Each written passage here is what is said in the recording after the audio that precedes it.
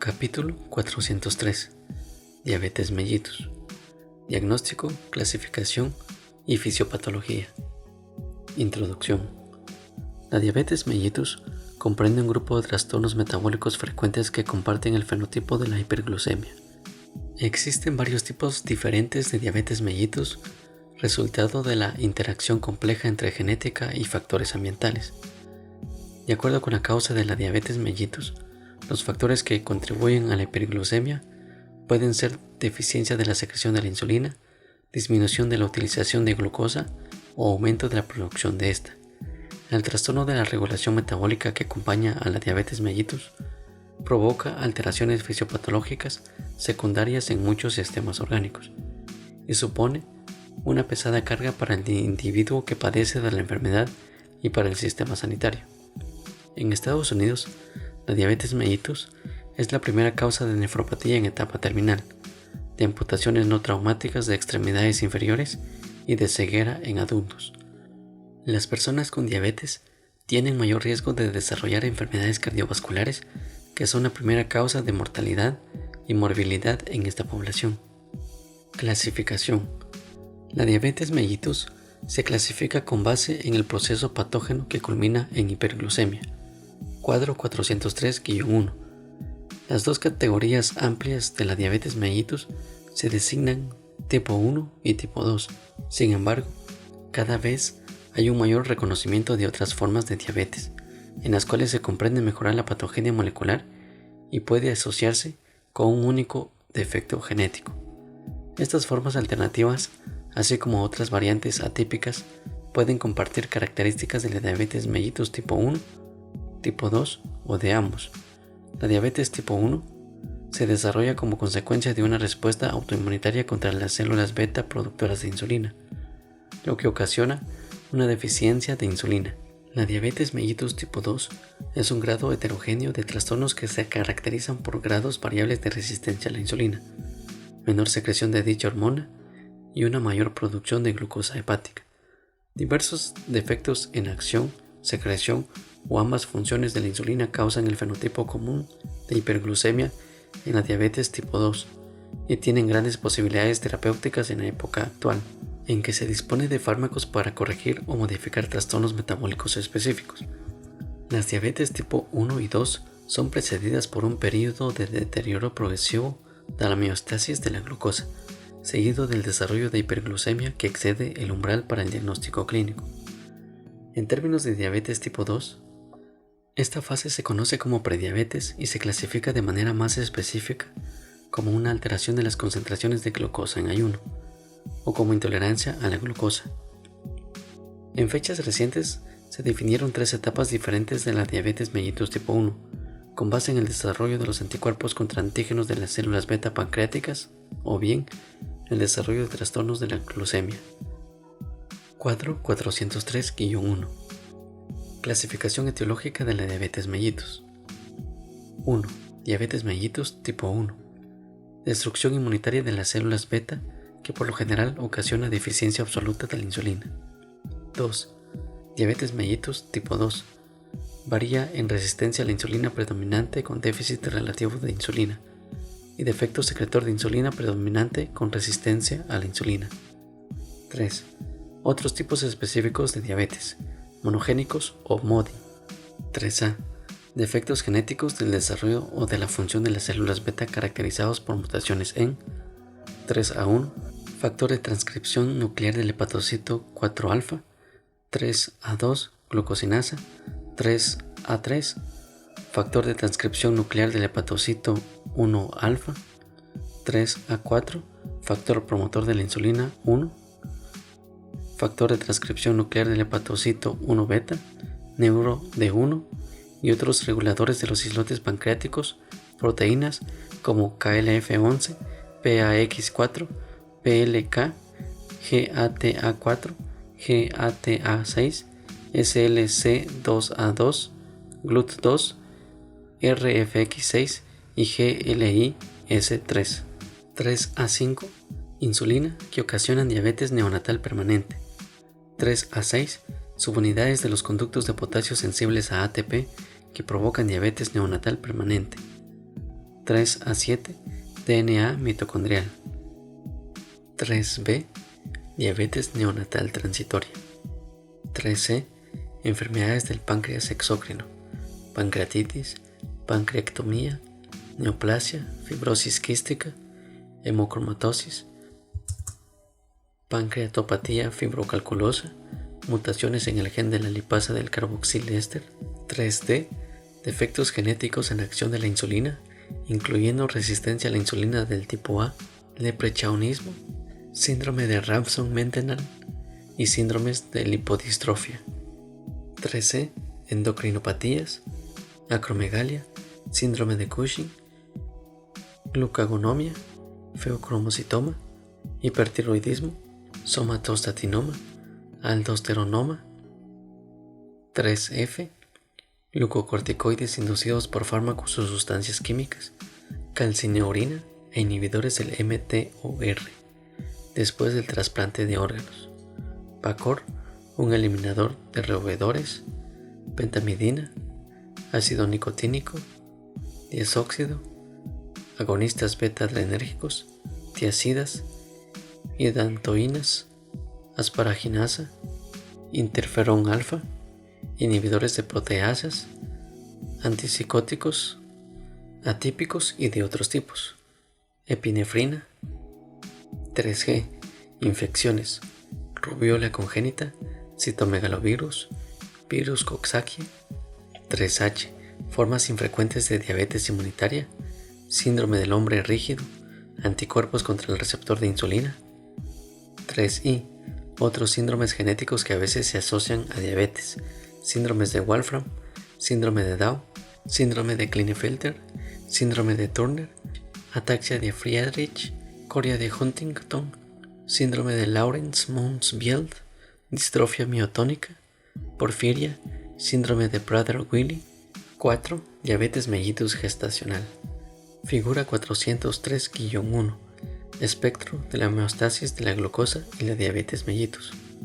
La homeostasis de glucosa es un espectro que oscila entre la tolerancia normal a la glucosa, lado izquierdo de la figura, y la diabetes, porción derecha de la figura, incluyendo la diabetes mellitus tipo 1, diabetes mellitus tipo 2, tipos específicos de diabetes y diabetes mellitus gestacional. Los criterios diagnósticos para diabetes se muestran en la porción inferior derecha de la figura e incluyen concentraciones de la hemoglobina glicosilada, glucosa plasmática en ayuno y glucosa plasmática 2 horas después de una prueba de tolerancia a la glucosa. En la mayor parte de los tipos, el individuo atraviesa fases que van desde tolerancia normal a la glucosa, pasando por la alteración de la tolerancia a la glucosa, hasta diabetes manifiesta. Esto debe ser visto no con categorías abruptas, sino como un espectro. En algunos tipos de diabetes, las variaciones en la tolerancia a la glucosa pueden ser bidireccionales. Por ejemplo, los individuos con diabetes tipo 2 pueden volver a la categoría de la alteración de la tolerancia a la glucosa con la pérdida de peso. En la diabetes gestacional, la diabetes puede pasar a una alteración de la tolerancia a la glucosa o incluso a tolerancia normal de la glucosa después del parto. Aleatorio implica que no importa el tiempo transcurrido desde la última comida. Ayuno se define como consumo no calórico durante al menos 8 horas. La prueba de hemoglobina glicosilada tiene que realizarse en un laboratorio usando un método aprobado por el National Glycohemoglobin Standardization Program y correlacionarse con el estudio de referencia de la Diabetes Control and Complication Trial. Las pruebas de hemoglobina glicosilada que se hacen en el lugar de asistencia no deben usarse con propósitos diagnósticos. Los estudios tienen que realizarse usando una carga de glucosa que contenga el equivalente a 75 gramos de glucosa anhidra disuelta en agua. No se recomienda para su uso clínico rutinario. La medición de la concentración de glucosa después de 1 hora puede ayudar a pronosticar el riesgo de desarrollar diabetes en individuos con fibrosis quística u otras formas de enfermedad pancreática. En ausencia de hiperglucemia inequívoca y descompensación metabólica aguda, el criterio de glucosa sanguínea tiene que confirmarse repitiendo el examen un día diferente. Estos valores no aplican para el diagnóstico de diabetes mellitus gestacional. Algunos utilizan el término riesgo aumentado de diabetes o hiperglucemia intermedia en lugar de prediabetes. Otros tipos de diabetes mellitus. Otras causas de diabetes mellitus son defectos genéticos específicos de la secreción o acción de la insulina, alteraciones metabólicas que trastornan la secreción de insulina, trastornos mitocondriales y un sinnúmero de situaciones que alteran la tolerancia a la glucosa. La diabetes hereditaria juvenil de tipo 2 y la diabetes monogénica son un subtipo de la diabetes mellitus que se caracteriza por transmitirse por herencia autosómica dominante, inicio precoz de la hiperglucemia, por lo común antes de los 25 años de edad, a veces en el periodo neonatal, y trastornos de la secreción de insulina, que se revisa más adelante en ese capítulo. Las mutaciones del receptor de insulina causan un grupo de trastornos poco frecuentes caracterizados por resistencia grave a la misma. La diabetes mellitus también puede desarrollarse como consecuencia de fibrosis quística o pancreatitis crónica, trastornos en los cuales ocurre lesión de los islotes por un proceso patológico primario que se origina en el tejido pancreático exócrino. Las hormonas que antagonizan la acción de la insulina pueden producir diabetes mellitus. Por tal motivo, la diabetes mellitus es a menudo una manifestación de ciertas endocrinopatías como acromegalia y síndrome de Cushing. La destrucción de los islotes pancreáticos se ha atribuido a infecciones virales, pero son una causa muy poco común de la diabetes mellitus. En Japón, se ha observado una forma de diabetes tipo 1 de inicio agudo llamada fulminante, y pudiera vincularse con una infección de los islotes de Langerhans por un virus. Diabetes mellitus gestacional. La intolerancia a la glucosa que se desarrolla durante el segundo o tercer trimestre del embarazo se clasifica como diabetes gestacional.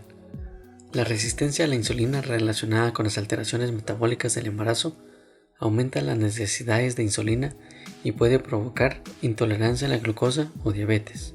La American Diabetes Association recomienda que la diabetes diagnosticada en el primer trimestre del embarazo se clasifique como diabetes pregestacional preexistente más que como diabetes mellitus gestacional. En el 2019, la International Diabetes Federation estimuló que el 16% de los embarazos en el mundo se ve afectado por la diabetes mellitus gestacional o diabetes mellitus preexistente. La mayoría de las mujeres recuperan una tolerancia a la glucosa normal después del parto, pero tienen un riesgo sustancial del 35 al 60% en padecer de diabetes mellitus en los siguientes 10 a 20 años.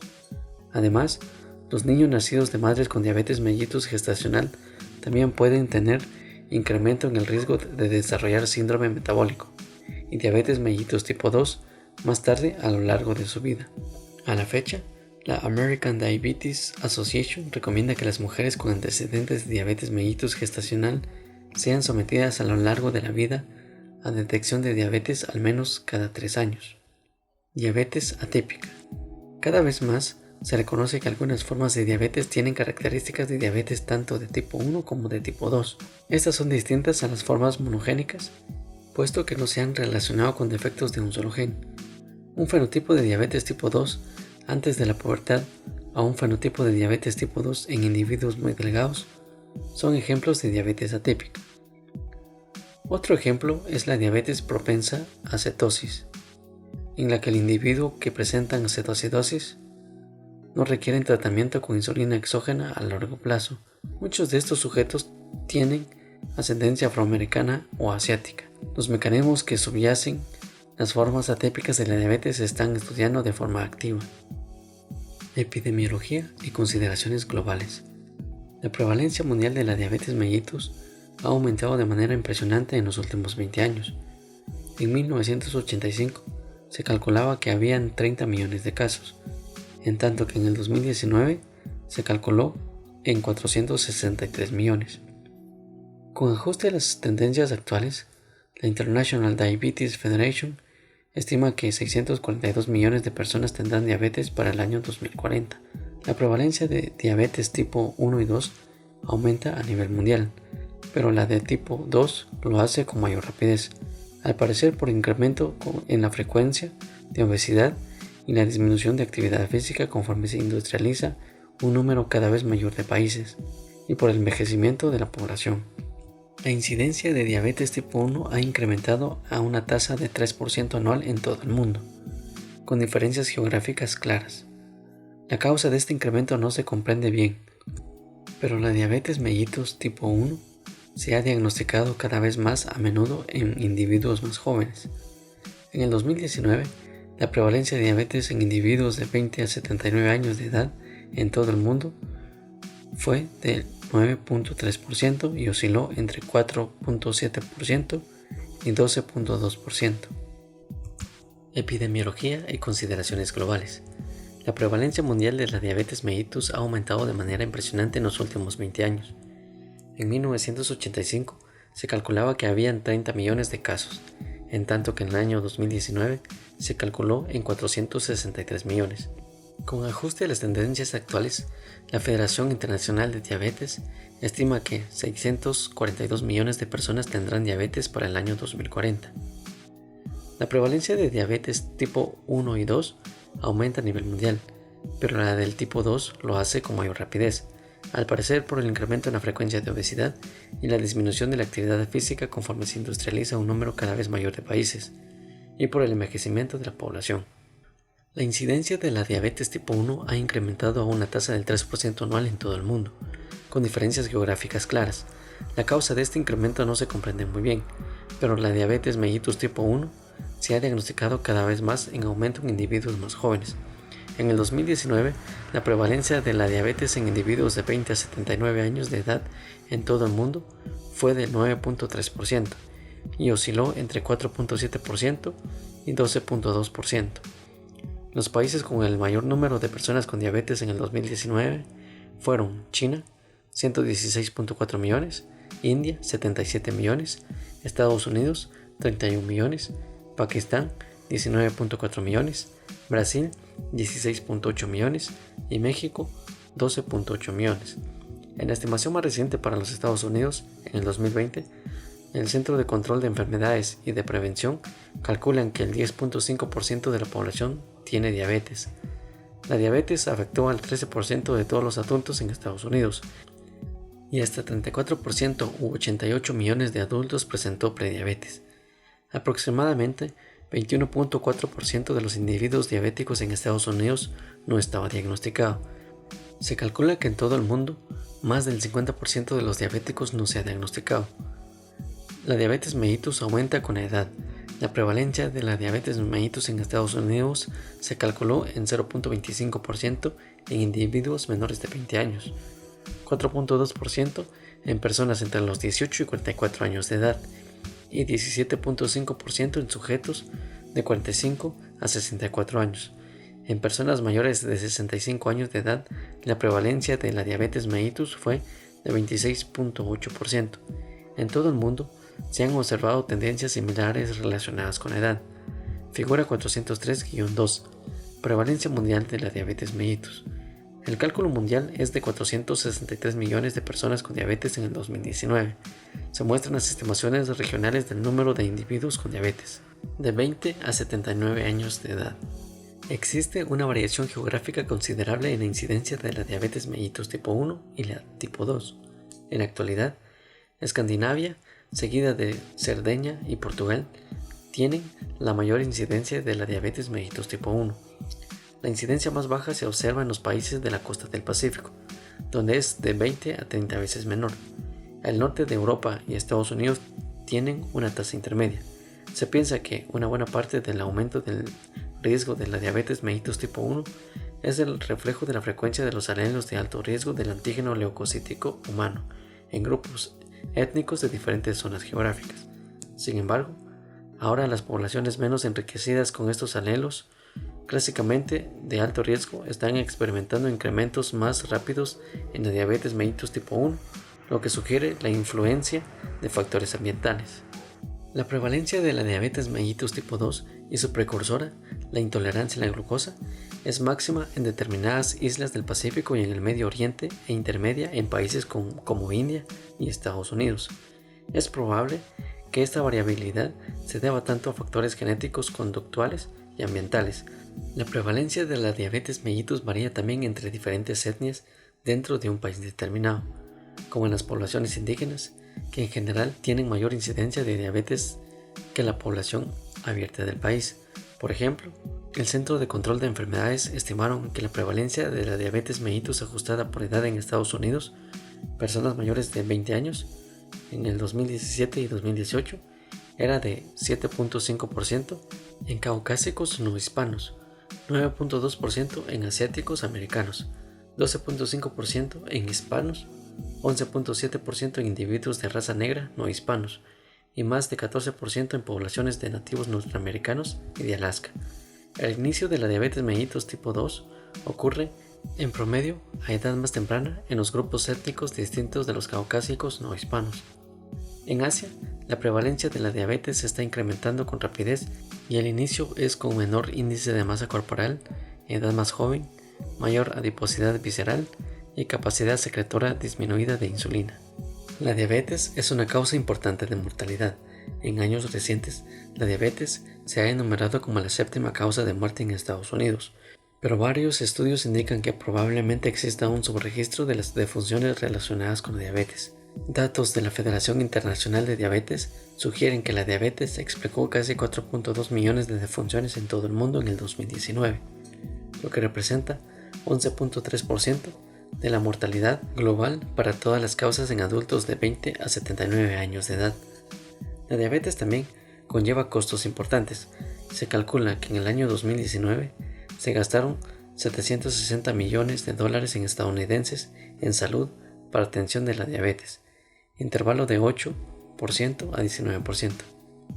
Hasta 75% de los individuos con diabetes viven en países con niveles socioeconómicos bajos o medio. Diagnóstico. La tolerancia a la glucosa se clasifica en 3 categorías amplias: homeostasis normal de la glucosa, diabetes mellitus y homeostasis alterada de la glucosa. Figura 403-1.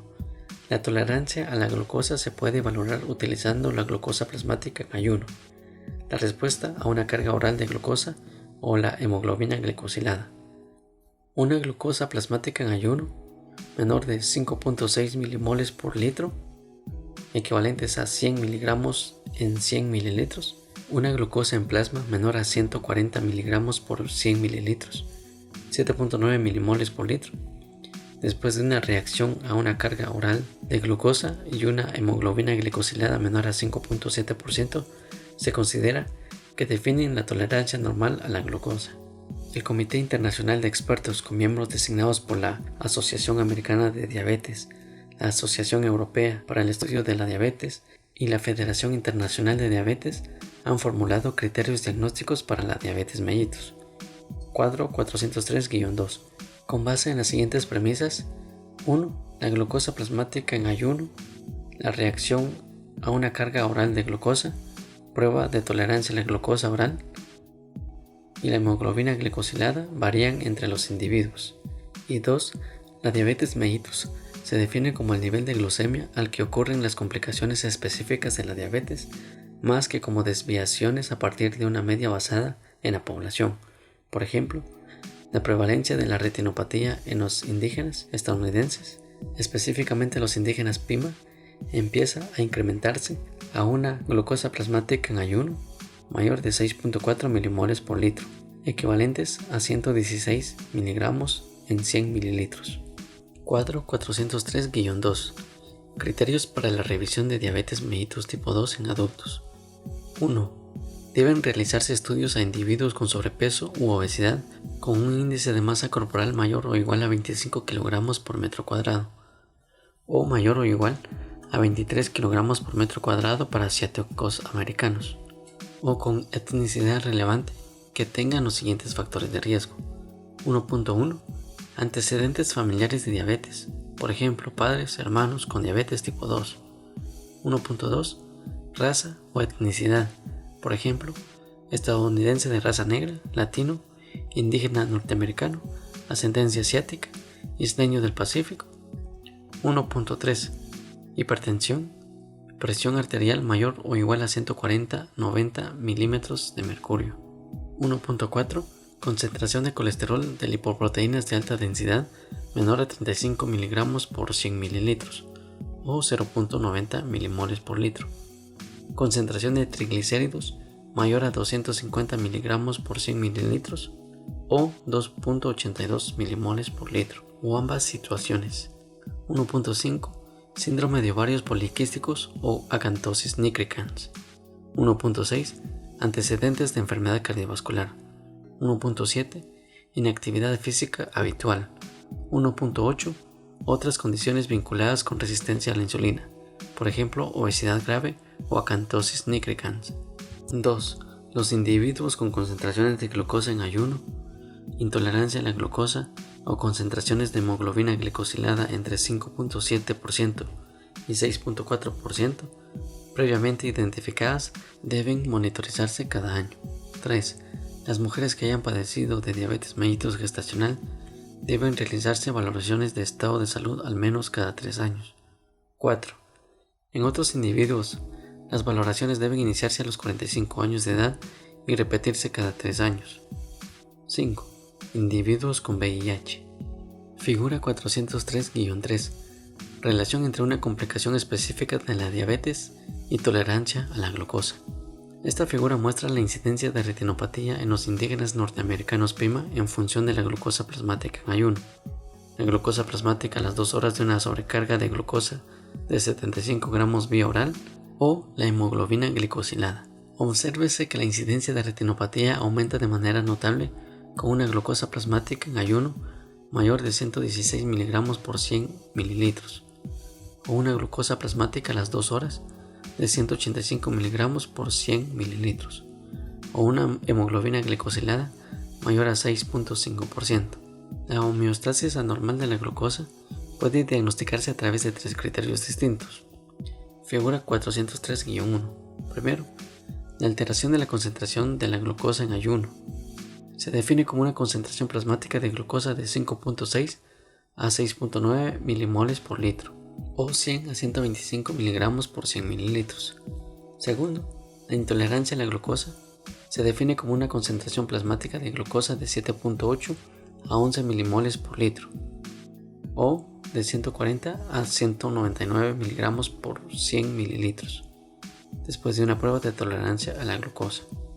Tercero, una concentración de hemoglobina glicosilada de 5.7 a 6.4% refleja alteraciones de la glucemia por todos los mecanismos.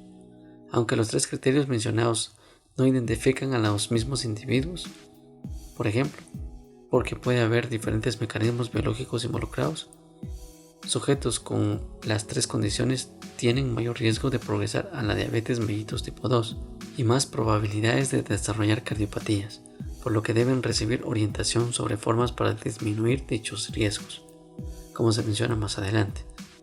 Algunos autores utilizan el término prediabetes, incremento del riesgo de diabetes o hiperglucemia intermedia, con valores de referencia ligeramente diferentes para esta categoría. Es importante reconocer que la glucosa plasmática en ayuna, las pruebas de tolerancia a la glucosa y las concentraciones de hemoglobina glicosilada son variables continuas, no discretas.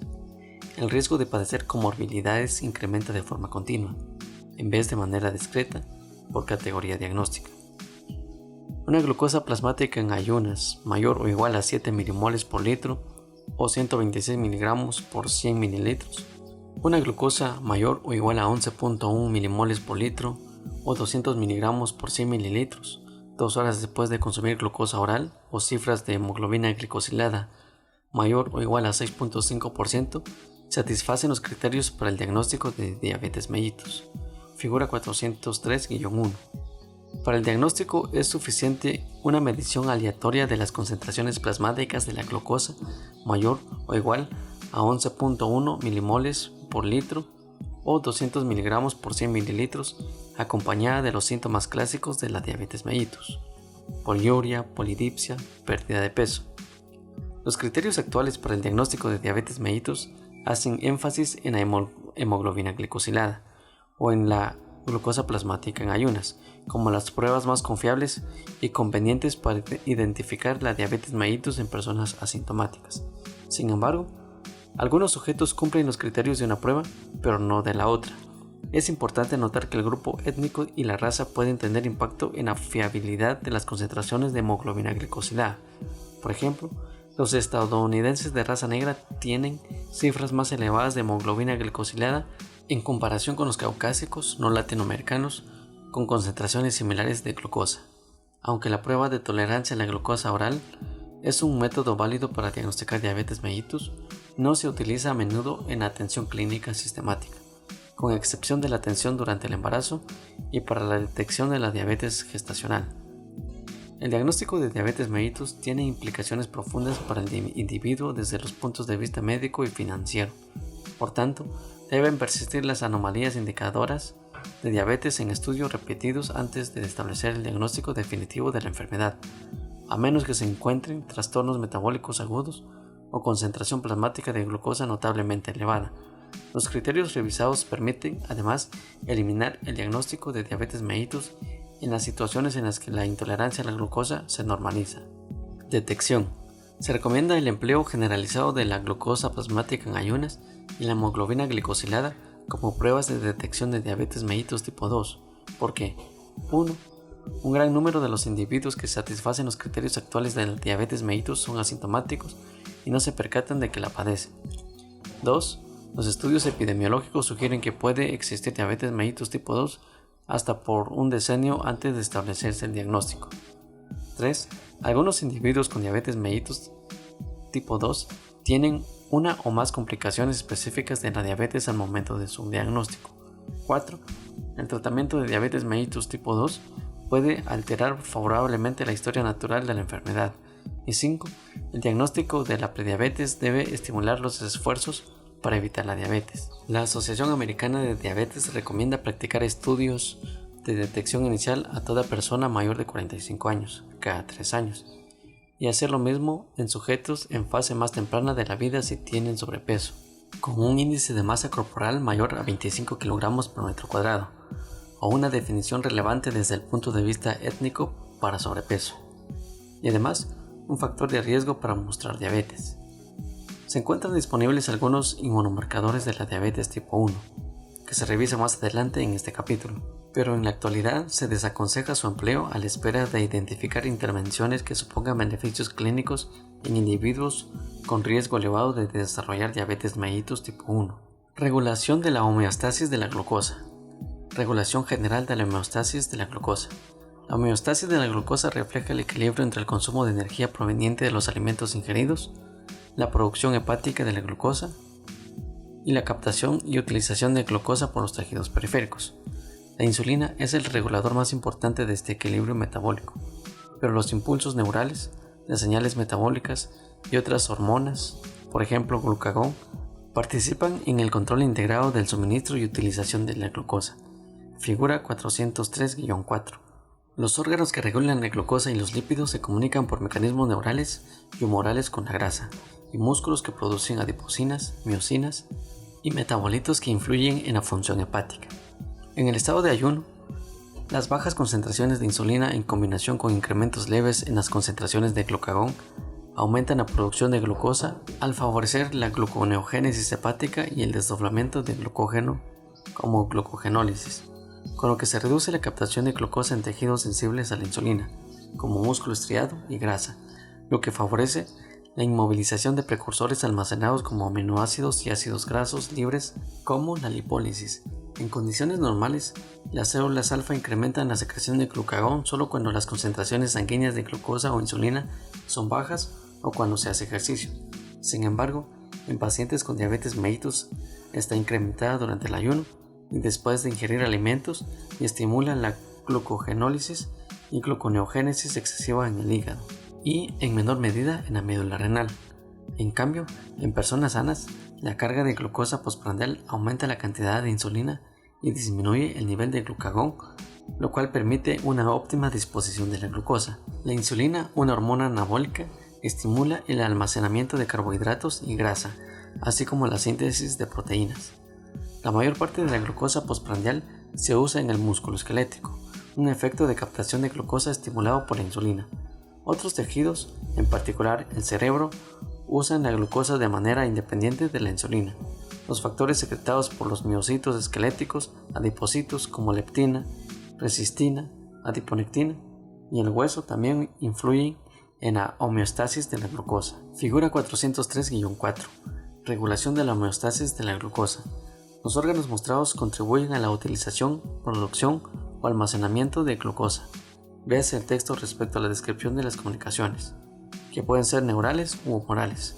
Aunque no se muestra, el tubo digestivo y el hueso producen factores que influyen en la homeostasis de la glucosa. Biosíntesis de la insulina. La insulina es producida por las células beta de los islotes pancreáticos. Al inicio se sintetiza como un polipéptido precursor con una única cadena de 86 aminoácidos, la preproinsulina.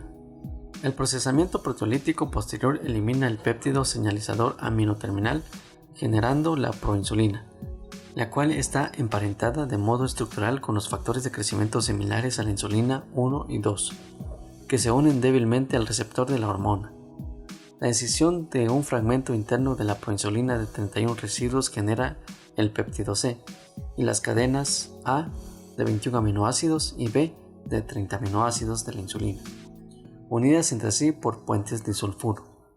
La molécula de insulina madura y el péptido C se almacenan juntos y se secretan de forma simultánea desde los gránulos secretores de las células beta. Como el péptido C es menos sensible a la degradación hepática que la insulina, constituye un marcador útil de la secreción de la insulina y permite diferenciar a las insulinas de origen endógeno y exógeno en los estudios de hipoglucemia. El incremento de las concentraciones séricas de proinsulina se ha observado en individuos con diabetes mellitus tipo 1 y 2 y parecen indicar disfunción de las células beta del páncreas. Estas últimas secretan conjuntamente polipéptidos de amiloide insular o amilina, un péptido de 37 aminoácidos, junto con la insulina. No se ha definido completamente la función fisiológica del polipéptido amiloide insular en el sujeto normal, pero constituye el componente principal de las fibrillas de amiloide que aparecen en los islotes de sujetos con diabetes tipo 2 y a veces se utiliza en análogos para tratar las dos formas de la diabetes. Secreción de la insulina. La glucosa es el regulador esencial de la secreción de la insulina por las células beta pancreáticas, aunque también ejercen su influencia aminoácidos, cetonas, diversos nutrientes, péptidos gastrointestinales y neurotransmisores. Las concentraciones de glucosa mayores de 3.9 milimoles por litro o 70 miligramos por 100 mililitros estimulan la síntesis de insulina primordialmente al intensificar la traducción y el procesamiento de la proteína. La glucosa comienza a incitar la secreción de insulina cuando aquella es introducida en la célula beta por un transportador facilitador de glucosa. La fosforilación de la glucosa por glucosinasa es el paso limitante de la velocidad que controla la secreción de insulina regulada por glucosa. El metabolismo ulterior de la glucosa 6-fosfato por la vía de la glucólisis genera trifosfato de adenosina, que inhibe la actividad de un conducto de potasio sensible a trifosfato de adenosina. Este canal consiste en dos proteínas separadas. Una es el receptor de ciertos hipoglucemiantes orales, por ejemplo sulfonilureas y meglitidinas, y el otro es una proteína de conducto de potasio rectificadora hacia el interior. La inhibición de este conducto de potasio induce la despolarización de la membrana de la célula beta, lo que abre conductos de calcio dependientes de voltaje, con entrada consecuente de calcio en la célula, y estimula la secreción de insulina.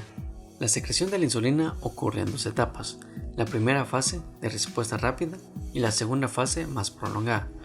Durante la progresión de la diabetes mellitus tipo 1 y diabetes mellitus tipo 2, las alteraciones de la respuesta de la primera fase de la secreción de insulina son algunas de las anormalidades que se pueden detectar primero.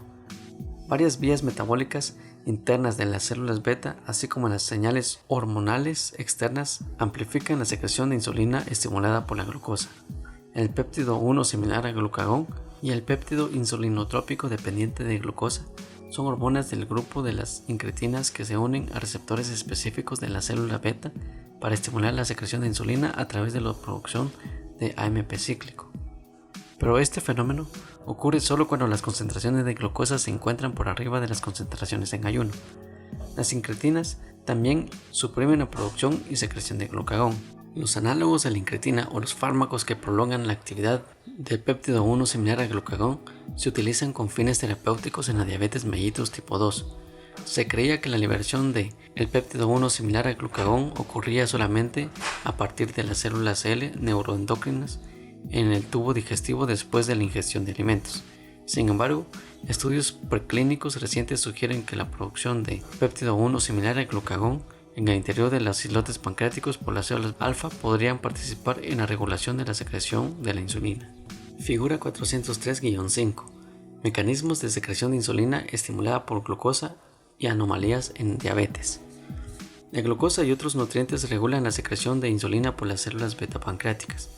La glucosa es transportada por un transportador de glucosa, GLUT1, GLUT2 o ambos en los humanos y GLUT2 en los roedores. El metabolismo subsecuente de la glucosa por la célula beta modifica la actividad del canal de iones, lo que tiene como consecuencia secreción de insulina. El receptor SUR es el sitio de unión para fármacos que actúan como secretagogos de la insulina. Las mutaciones en los eventos o las hormonas